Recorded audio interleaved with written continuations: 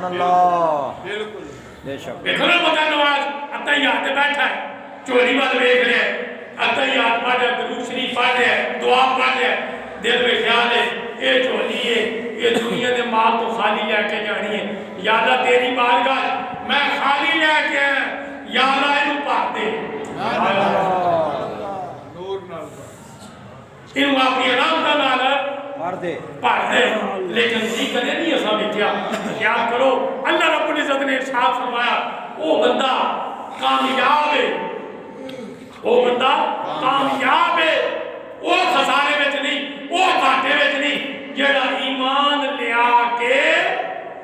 تے پھر انہیں چنگے کام کیتے سبحان اللہ چنگے کم جنہیں چنگے کم کیتے پھر اللہ نے قرآن میں فرمایا کل متاع الدنیا قلیل بے شک کل متاع الدنیا قلیل دنیا تھوڑی نہیں ہے دنیا چھوٹی ہے اتنی بڑی دنیا ہے رب فرما رہے دنیا چھوٹی نہیں ہے قلیل ہے دنیا کل متاع الدنیا قلیل دنیا چھوٹی ہے دنیا قلیل ہے دنیا تھوڑی ہے یہ مطلب کی ہے علماء مفسرین فرماتے ہیں اے انسان دنیا تے جنہ چیر بھی نہ مہنگا تیرے واسطے تھوڑی ہے کیوں نوح علیہ السلام نو جدوں پوچھا نا نوح علیہ السلام نو پوچھا ملک الموت نے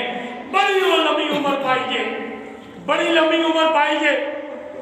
آپ نے فرمایا نہیں لمبی عمر تو کوئی نہیں تے یارو روایات چاہتا ہے کہ نوح علیہ السلام نے 950 سال تبلیغ کی تھی 950 سال تبلیغ کی تھی نوح علیہ السلام نے تے عمر کا دیکھ لو